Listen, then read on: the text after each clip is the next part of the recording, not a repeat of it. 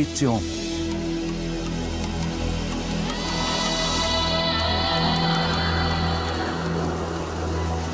Os Transportes. Distribuição Sinapse.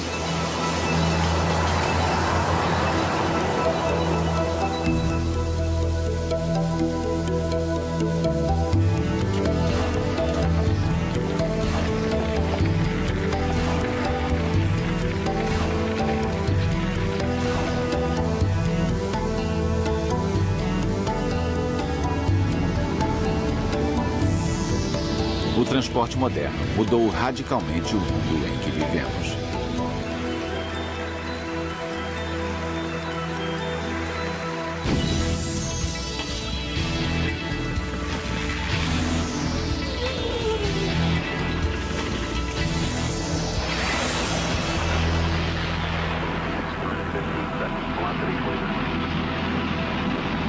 Nós realizamos o sonho de Júlio Verne. Viajamos da Terra até a Lua.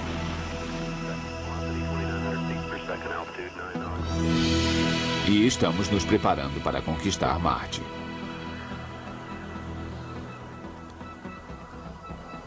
Não pensamos mais em distâncias da mesma forma que nossos ancestrais.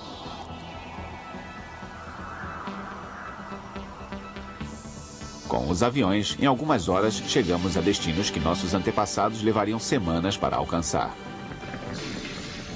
Em 200 anos, passamos de uma sociedade lenta para uma sociedade de alta velocidade. Nós até caminhamos mais depressa.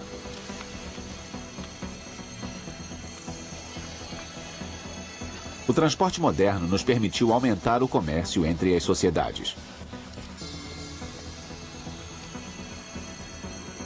Hoje, a maior parte dos bens que consumimos vem de países estrangeiros.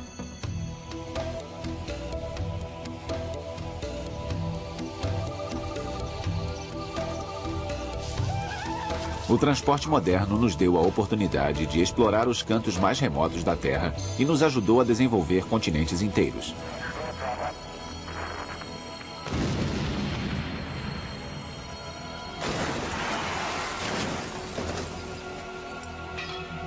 Ir mais rápido, ir além. A revolução nos transportes é um fenômeno recente na história humana. E as chances são de que esteja apenas começando. A pé, a vela ou a vapor.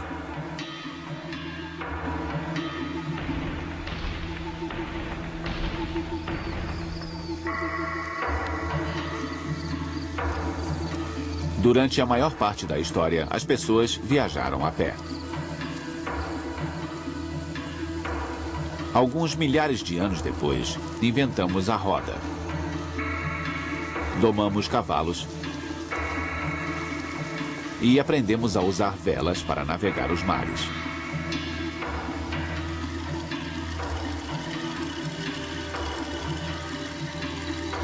Essas invenções coincidiram com o nascimento das primeiras grandes cidades.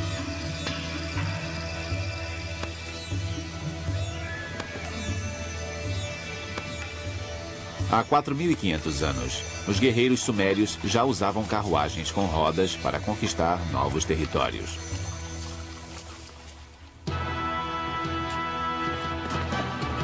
O Império Romano construiu a primeira grande rede de estradas. Eram quase 90 mil quilômetros pavimentados com pedras.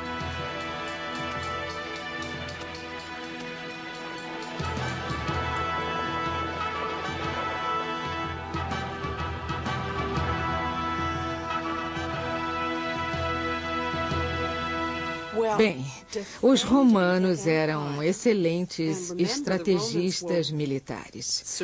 Defender um império daquela dimensão significava ter estradas. Os soldados precisavam chegar até as fronteiras para defender o império contra os inimigos. Um dos motivos por que o Império Romano sobreviveu estando espalhado por uma área tão grande foram as estradas.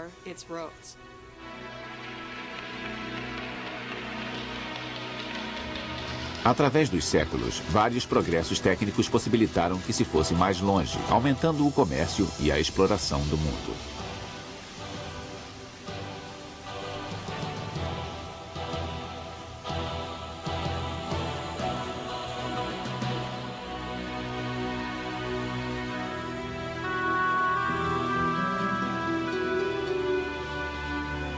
No século XVII, as pessoas raramente passavam de poucas dezenas de quilômetros além do lugar em que nascessem. Já que a maioria delas não tinha cavalo, viajava a pé.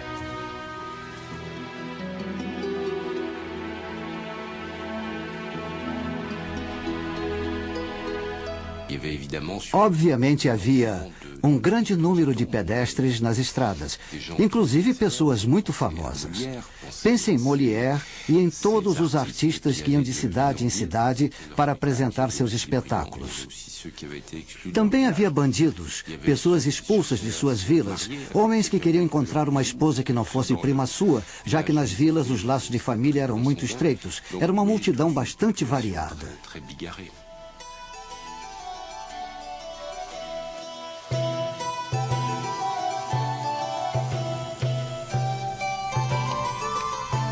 No século XVIII, reis investiram na construção de estradas, pois elas haviam se tornado ferramentas essenciais no reforço do poderio econômico e militar.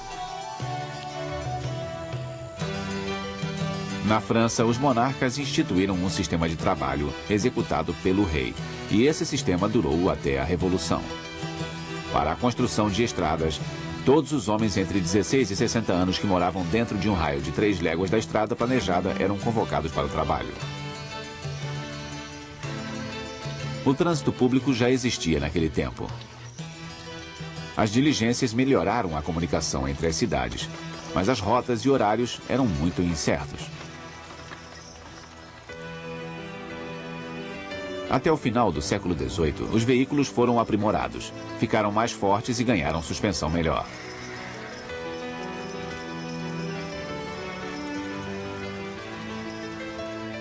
Graças a estalagens, as pessoas podiam trocar os cavalos e percorrer uma distância maior.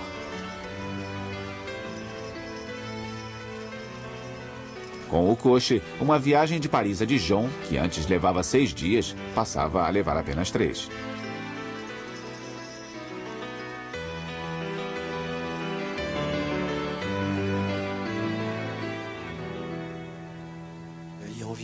Eles eram puxados por 8 cavalos e tinham de 8 a 10 assentos. Quase sempre esses veículos ficavam superlotados, sempre havia passageiros demais. Louis Sébastien Mercier, um cronista do século XVIII, disse em tom satírico: se você quiser descer, peça para o vizinho lhe emprestar o seu braço ou perna para que você possa saltar do veículo.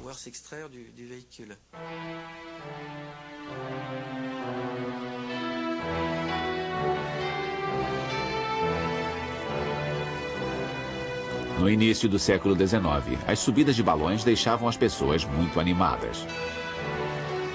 Elas ficavam fascinadas por tudo que simbolizasse progresso. Nessa época, um motor a vapor foi instalado em um pequeno navio mercante que trabalhava no rio Hudson, no estado de Nova York. Ninguém sabia ainda, mas o vapor impulsionaria o transporte a uma nova era.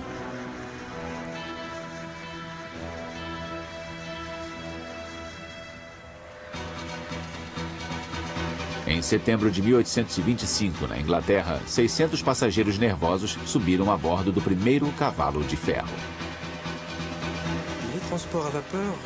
O transporte a vapor em geral e as ferrovias em particular transformaram totalmente nossa noção de distância. Há séculos, as distâncias eram organizadas ao redor de um ponto de referência onde se vivia. Primeiro era o próprio lar, depois o vizinho mais próximo, o vizinho mais distante e, por fim, a comuna.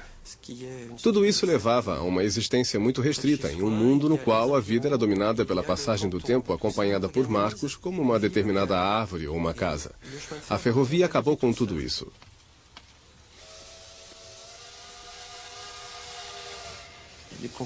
Quem viu a chegada da ferrovia ficou de queixo caído. Disseram que ela eliminava as distâncias. Os vagões eram desenhados para quem tinha dinheiro. Entre outras coisas, as empresas ofereciam excursões ao litoral. Naquela época, cada cidade tinha a própria hora local. Mas para respeitar os horários do trem, todas tiveram que adotar a hora da ferrovia. Assim, a hora padrão foi instituída.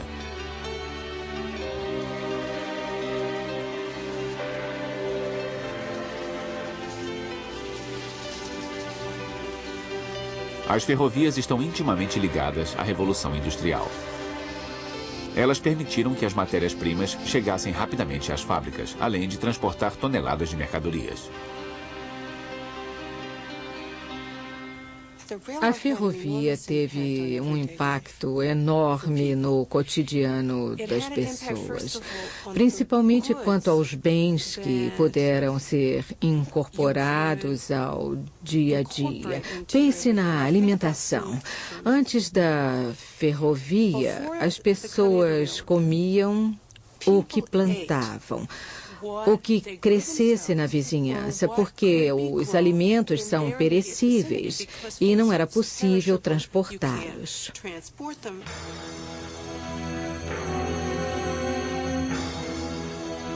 Graças à ferrovia, a humanidade alcançou novos avanços técnicos. Perfuramos túneis em montanhas e construímos pontes que nos deram acesso a regiões antes inacessíveis.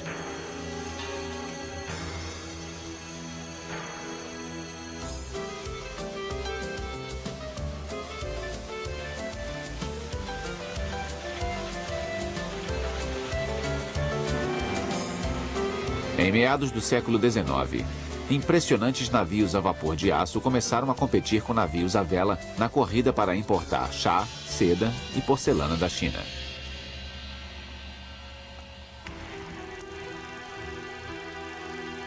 Em um único século, 72 milhões de europeus foram pelo mar até a América ou a Austrália em busca de uma vida melhor.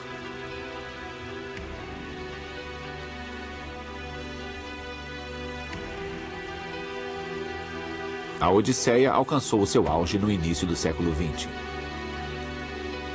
Em Nova York, em 1907, mais de 20 mil novos imigrantes chegaram em um único dia à Ilha Ellis, onde ficaram em quarentena.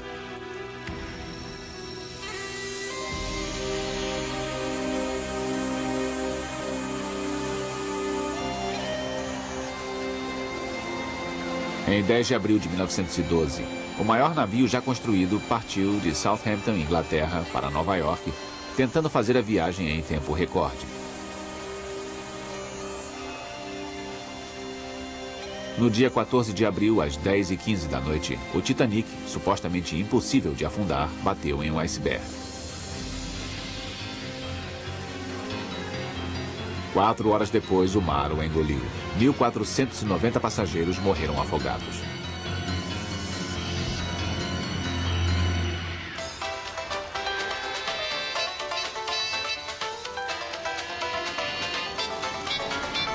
Na virada do século, o tráfego nas cidades começou a mostrar as repercussões dos novos meios de transporte.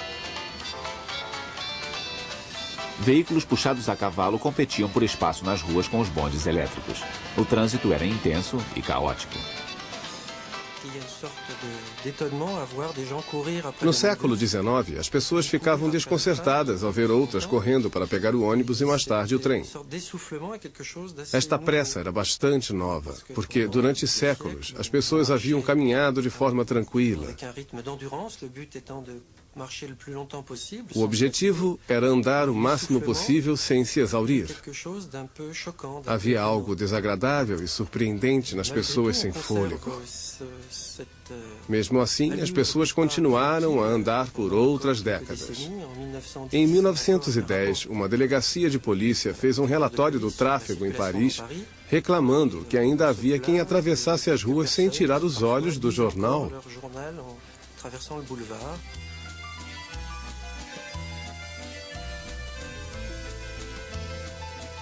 A bicicleta foi inventada em 1860.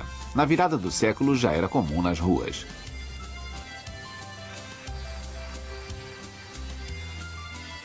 Bem antes do carro, a bicicleta foi o primeiro veículo acessível aos proletários.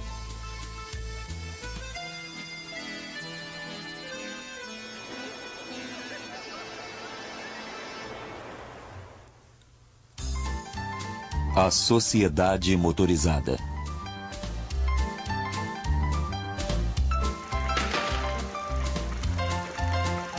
Máquinas feitas para transportar pessoas apareceram nas ruas no meio do século XIX. Eram os primeiros automóveis.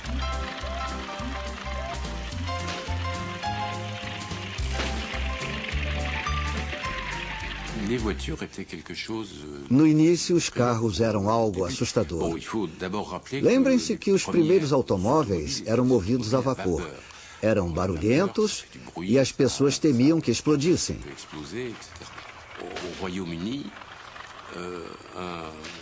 No Reino Unido, foi aprovada a Lei da Bandeira Vermelha, que estipulava que, à frente de cada carro, deveria andar uma pessoa a pé, segurando uma bandeira vermelha durante o dia ou uma lanterna à noite. Sem dúvida, os carros não eram usados em todo o seu potencial, porque tinham que andar a baixa velocidade.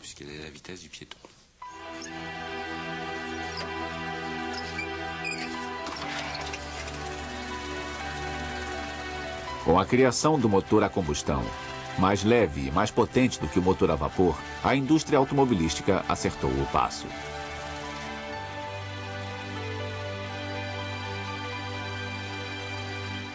Havia dois grupos de pessoas na primeira onda de carros. Havia os ricos e, para eles, como hoje, era uma novidade.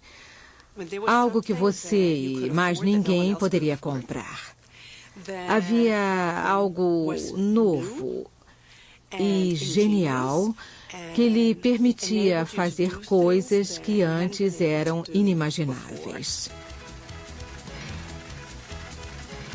O segundo mercado era o de negócios. Os médicos, por exemplo, estavam entre os primeiros compradores de automóveis que não eram ricos. Por quê? Porque eles atendiam em casa. E quanto mais pacientes pudessem visitar em um dia, melhor seria para os pacientes e para a renda deles. O carro servia melhor a este propósito do que a carruagem e o cavalo.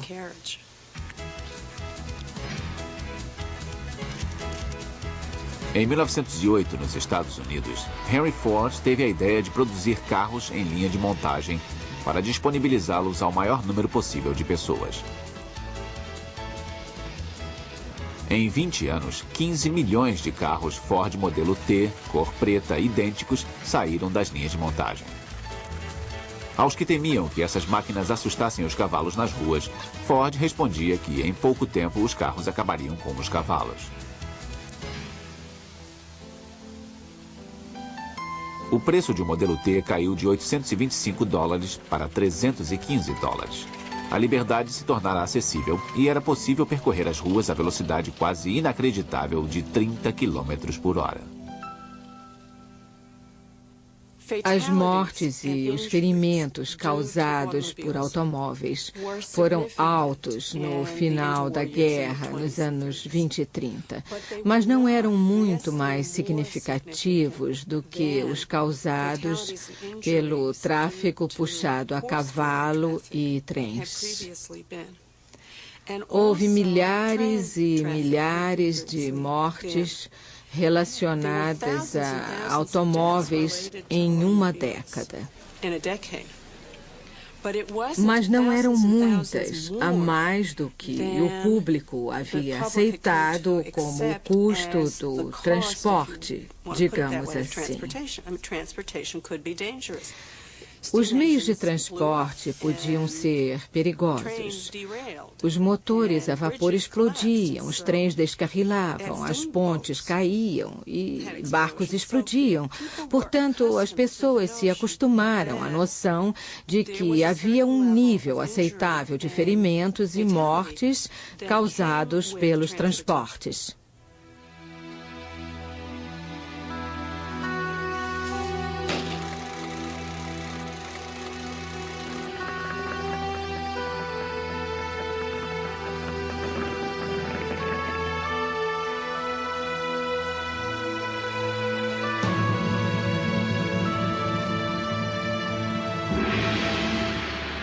Foi graças ao motor a combustão que a humanidade viu seu velho sonho se realizar: voar. Em 1903, nos Estados Unidos, os irmãos Wright fizeram um voo de 12 segundos, percorrendo 50 metros.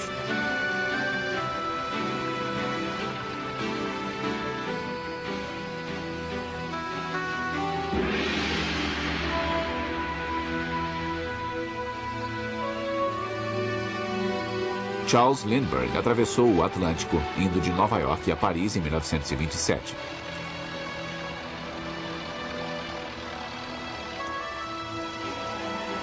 Uma multidão delirante de 300 mil pessoas o recebeu. Em Nova York, um grande desfile foi organizado na Quinta Avenida para comemorar a volta dele.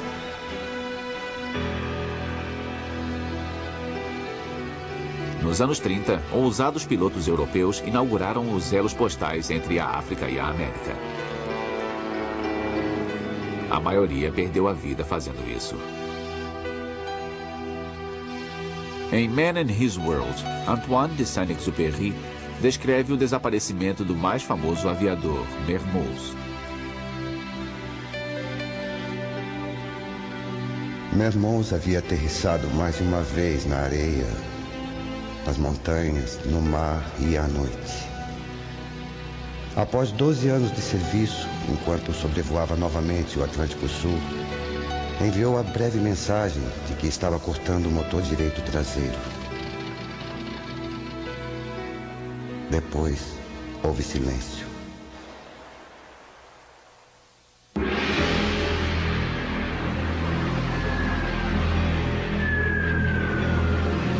Em 1939, a Europa foi engolida pela Segunda Guerra Mundial. A aviação teria papel decisivo no resultado da guerra. Durante a guerra na Grã-Bretanha e depois nos Estados Unidos, sistemas de radar foram desenvolvidos para guiar o transporte aéreo. Isso foi muito importante, como se pode imaginar. Todos vimos filmes a respeito. É importante na defesa e ataque dos aviões de caça e bombardeiros. Mas se pensar bem, também é muito importante para o transporte público. É importante que o céu esteja seguro e os aviões não se choquem uns contra os outros. Por isso, o desenvolvimento do radar, que foi acelerado pela Segunda Guerra Mundial, foi crucial para o crescimento da aviação comercial depois da guerra.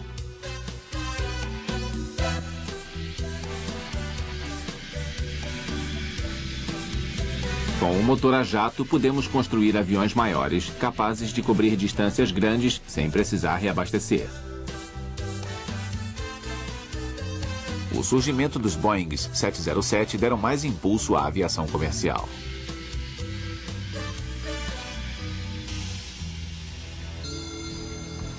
Nos anos 50, os navios a vapor não puderam mais competir com as linhas aéreas para o transporte de passageiros. Foi o fim dos dias de glória dos transatlânticos.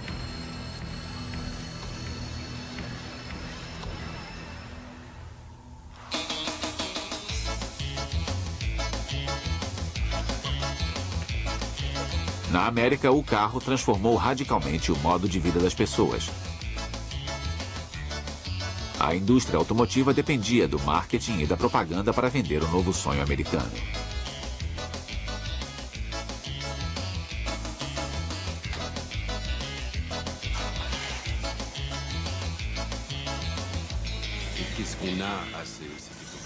O que vimos nesse período? Pessoas se sentindo exuberantes, alegres. Tinham muitos filhos, eram animadas, felizes e tinham muita fé no futuro. O carro expressava tudo isso. As pessoas se deixavam levar. Era até possível dizer que o carro expunha uma personalidade para o mundo exterior. Isso acabaria gerando carros espetaculares, como os que surgiram nos Estados Unidos nos anos 50.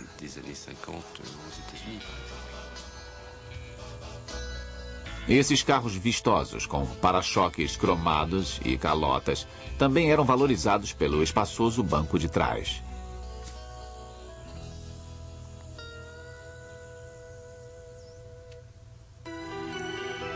O outro lado da moeda.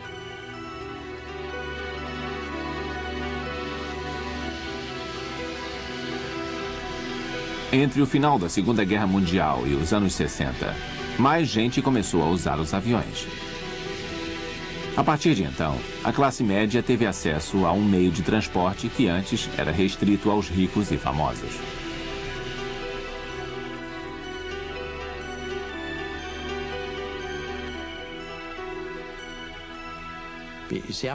Até 1952, só havia uma classe de passagens, a primeira classe. A classe turística chegou em 1952. Depois, em 1958, quando veio a era do jato, com o Comet, o Boeing 707 e o Douglas DC-8, as passagens ficaram até mais baratas com a introdução da classe econômica. Na Europa, todas as linhas aéreas comerciais descobriram meios de operar com mais eficiência, transportando pessoas durante a noite e operando as aeronaves mais intensamente. O preço das passagens caiu muito durante os anos 60. Em 1950, ainda havia apenas a primeira classe. Em 1970, o mundo todo se curvou aos aviões. The whole world was leaping into airplanes.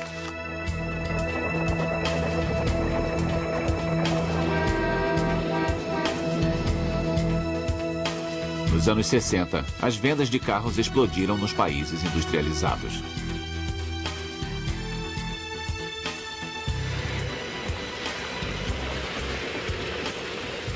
Dezenas de milhares de quilômetros de estradas novas foram construídos. Nos finais de semana, todos deixavam a cidade. No entanto, o custo social dos carros começou a preocupar os países industrializados.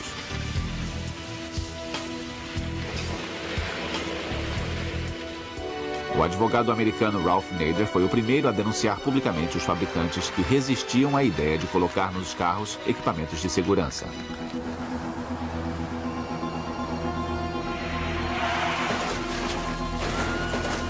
Em 1965, a publicação de seu livro Unsafe at Any Speed abalou a América. Aquele livro divulgou o que especialistas sempre souberam, mas tinham dificuldade em comunicar ao público americano que estava enamorado dos carros.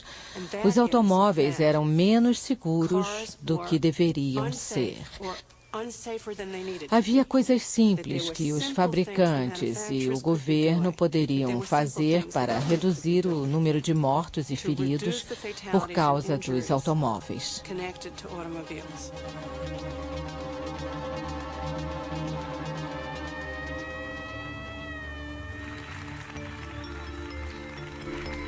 Ralph Nader deu início aos serviços de proteção ao consumidor.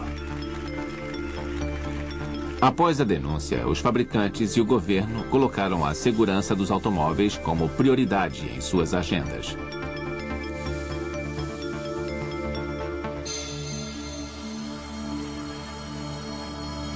Também descobrimos durante os anos 60 que os carros eram os maiores vilões na criação de smog e grandes colaboradores para a poluição atmosférica.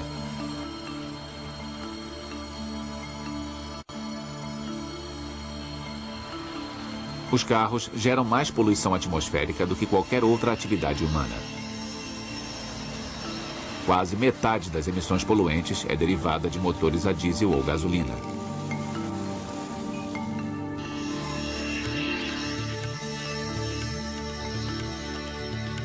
O embargo da Organização dos Países Produtores de Petróleo será lembrado como o golpe mais duro contra os automóveis. Quando veio a crise em 73, o preço da gasolina foi às alturas. 1973 foi o último ano em que os fabricantes americanos foram os maiores vendedores de carros nos Estados Unidos. Foi o ano em que os americanos procuraram os carros japoneses porque eram menores, mais econômicos e mais seguros que os americanos.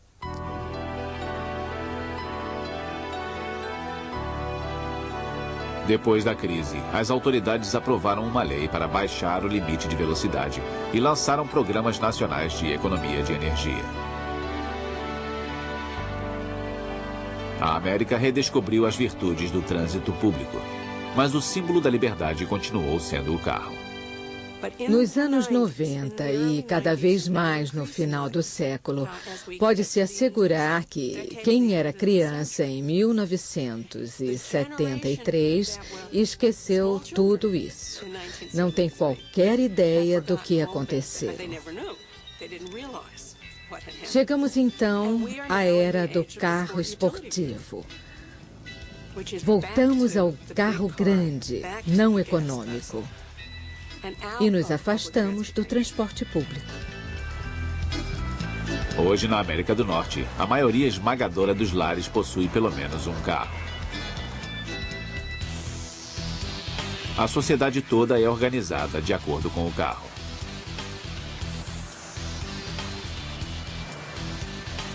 Longe dos grandes centros e áreas de serviços, os moradores dependem exclusivamente dos carros para se locomover.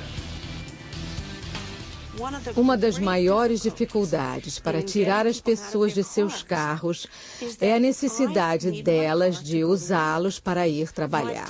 O lugar em que eu moro, pelo zoneamento do governo e o popular, foi separado do local em que eu trabalho. Não há um sistema de transporte público.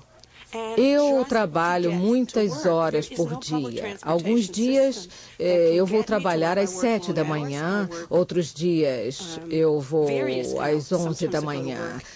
Nada além do carro resolve o meu problema para ganhar o meu sustento. Nada. Toda a nossa economia e o ambiente construído durante boa parte do século foram estruturados em cima disso. E se tornou um problema de difícil solução.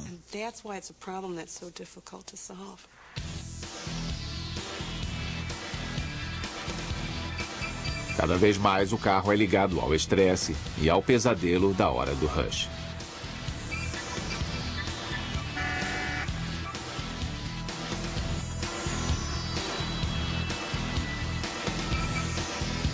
O congestionamento também afeta o transporte aéreo. Mais de 1 bilhão de passageiros viaja de avião todo ano.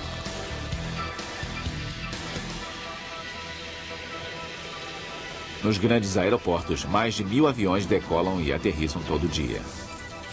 Os controladores de tráfego aéreo precisam orientar dezenas de voos ao mesmo tempo. A explosão do tráfego aéreo aumenta o medo de acidentes e colisões.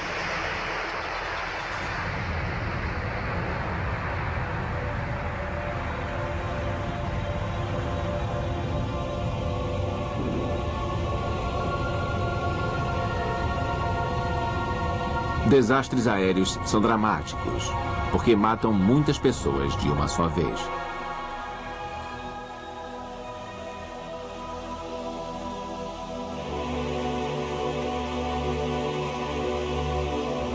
Porém, as estradas matam muito mais. Para cada pessoa que morre em um acidente aéreo, outras 600 morrem nas estradas.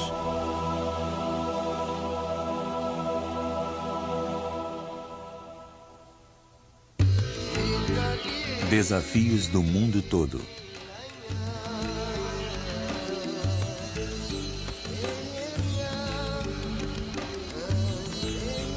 Em algumas partes do mundo, as pessoas ainda usam meios de transportes milenares. Ainda hoje, a grande maioria da população mundial viaja a pé.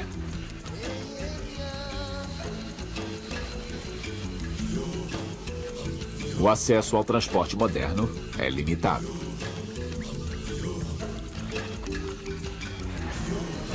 Na África, apenas uma pequena elite tem carro.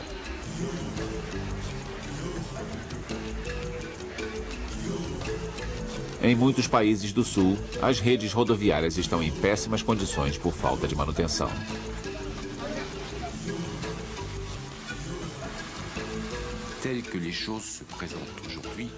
Hoje, dos 600 milhões de carros do mundo, quase 500 milhões estão em países de primeiro mundo e 100 milhões em países em desenvolvimento. Os países em desenvolvimento não são altamente motorizados, mesmo que tenham engarrafamentos consideráveis.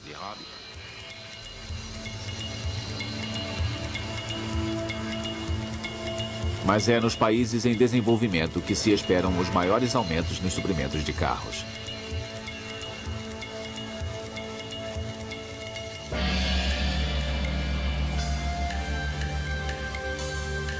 Em décadas recentes, o crescimento econômico de vários países asiáticos levou a uma explosão do transporte motorizado.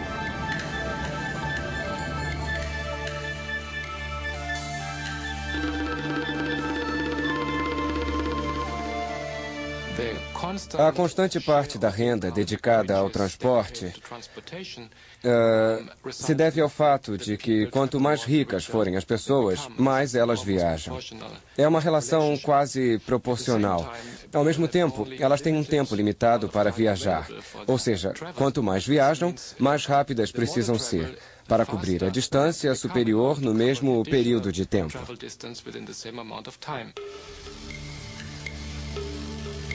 Na China, poucos veículos eram produzidos para venda individual até os anos 80.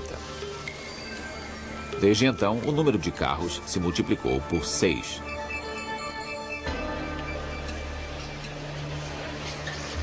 A mobilidade aumenta em todo o mundo. Segundo previsões, até o ano 2050, as necessidades de transportes nos países em desenvolvimento serão equivalentes às dos países industrializados hoje.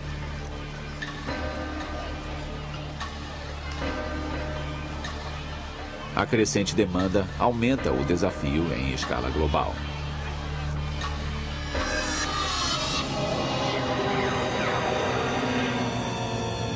O medo de que as reservas mundiais de petróleo acabem levou a uma corrida feroz à exploração de novos depósitos.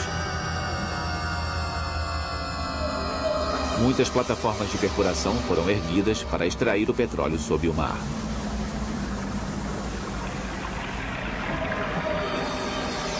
Construímos a plataforma Hibernia na costa canadense de Newfoundland, perto do local em que o Titanic afundou.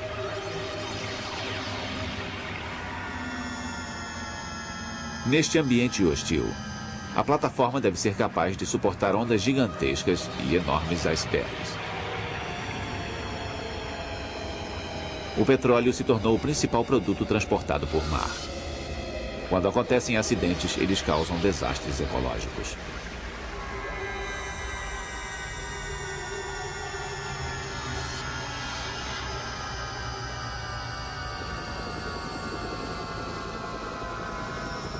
Em 1989, o óleo derramado do Exxon Valdez, no Alasca, poluiu 1.700 quilômetros de litoral. O aquecimento global é considerado uma das mais graves ameaças ao meio ambiente. Emissões de gás carbônico geradas pela combustão de gasolina contribuem diretamente para isso. Nossas análises sugerem que as emissões de CO2 derivadas do transporte de passageiros vão aumentar 4 vezes nas próximas 5 décadas, ou seja, até o ano 2050. Muito desse aumento se deve aos automóveis.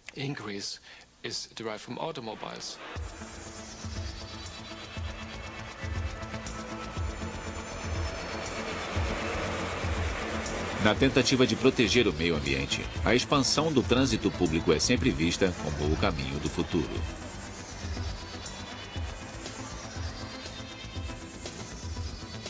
Embora o Japão seja o maior fabricante de carros do mundo, ele investiu pesadamente em transporte ferroviário.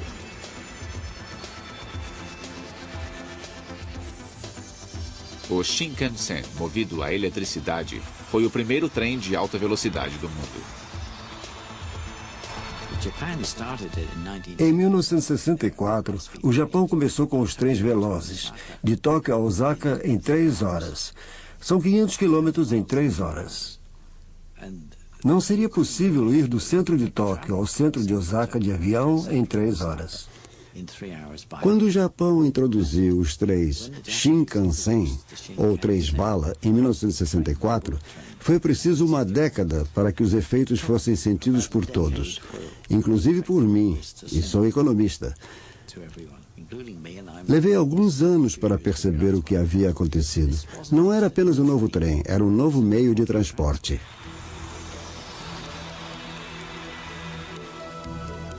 A Europa também apostou nos trens de alta velocidade. Todo ano, o TGV transporta quase 20 milhões de passageiros entre Paris e Lyon.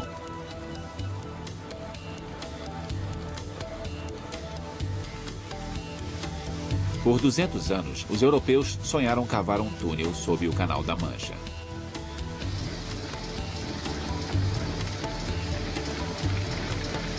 O mais longo túnel submarino do mundo foi inaugurado em 1993.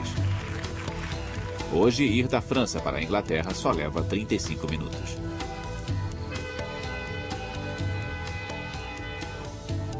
Na América, onde a ferrovia é um símbolo cultural antigo, o trem-bala não fez sucesso. Em todo o mundo, há o desenvolvimento dos trens de alta velocidade, mas não nos Estados Unidos, curiosamente. Eu suspeito que seja algo político. A influência de quem construiu as estradas é o conhecido lobby. O sistema de autoestradas interestaduais engloba 400 mil quilômetros de estradas cortando o país. É excelente. As pessoas continuam insistindo em dirigir elas mesmas, ao invés de deixar o motorista do trem fazer isso. É uma mentalidade diferente.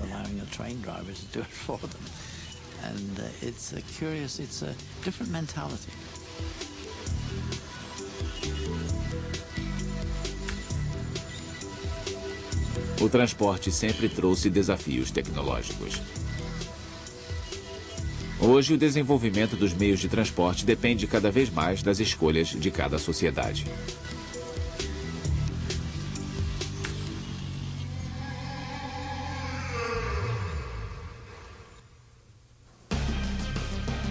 Os caminhos do futuro.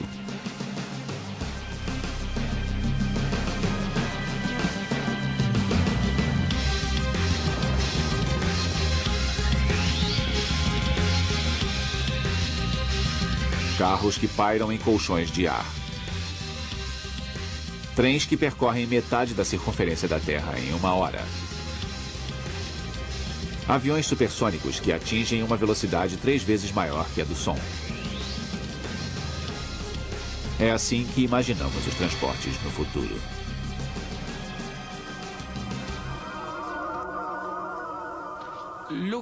Olhando o passado, o grande aumento da mobilidade só poderia ser possível com a introdução de meios cada vez mais rápidos de transporte.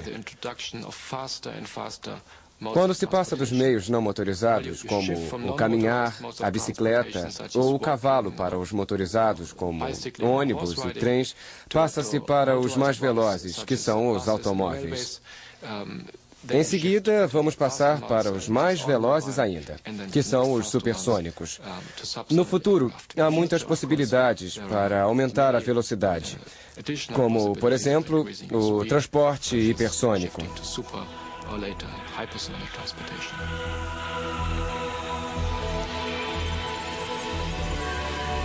Alguns veículos futuristas podem vir a existir.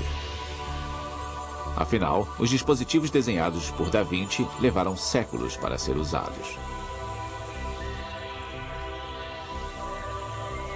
Mas a maioria desses veículos jamais passará de ficção científica.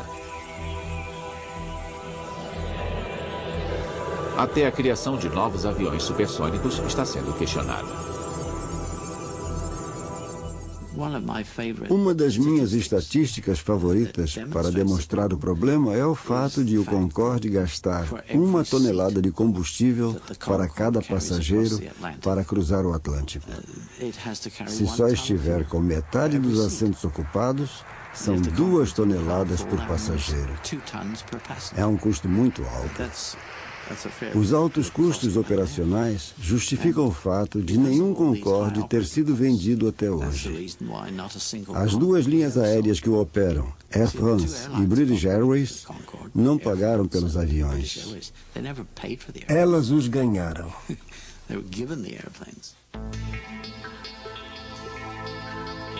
Na era da realidade virtual, podemos imaginar um mundo em que os seres humanos não precisem mais se locomover?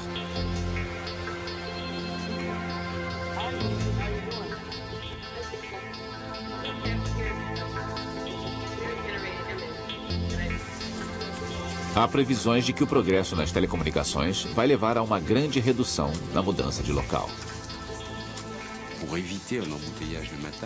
Para evitar a hora do rush matinal, poderíamos ficar em casa e trabalhar no nosso laptop durante 1 hora. Isso é perfeitamente possível, mas as previsões do tipo em 10 anos estaremos trabalhando em casa jamais se tornaram realidade. Os 10 anos nunca chegam. Não se pode ter uma teleconferência com telas de televisão com uma pessoa em Tóquio, outra em Nova Delhi e outra em Joanesburgo, e no final da conferência dizer: muito obrigado, foi um prazer falar com vocês. Mas se você fizer uma conferência com os participantes presentes durante o jantar, terá o aspecto social. Acho que nada vai substituir a necessidade básica humana de estar com as pessoas enquanto conversa com elas.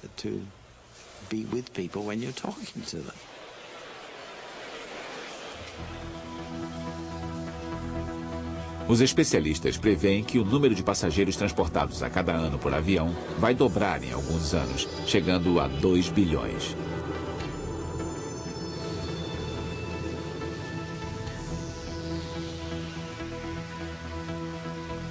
As frotas comerciais do mundo triplicaram sua capacidade em 30 anos. Os cargueiros têm até 3 vezes o tamanho de transatlânticos.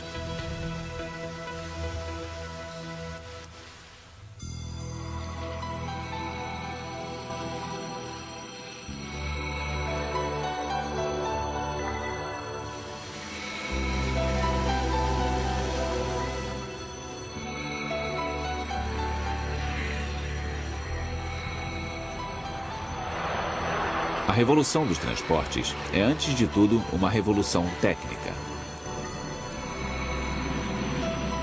Porém, também está ligada a uma faculdade exclusivamente humana, a imaginação.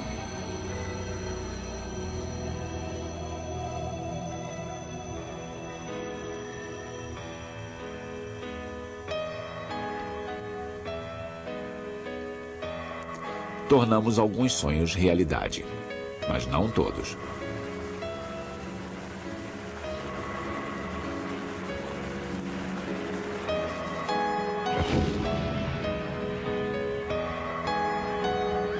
Em 1850, achava-se que os céus do século XX estariam repletos de dirigíveis. Nós sonhamos com a velocidade e a conquistamos.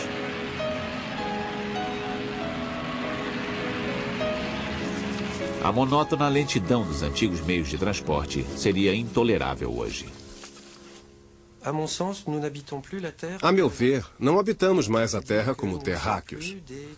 Nós não pertencemos mais à Terra como antes, girando em torno do pão, do dia e da estrada.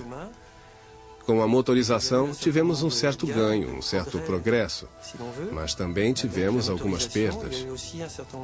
A sensação de pertencer a um lugar, por exemplo.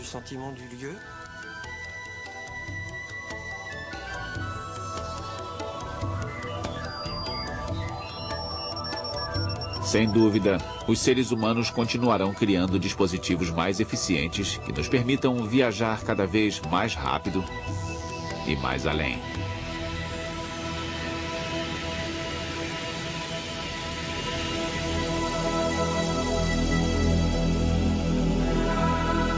versão brasileira, Audio News.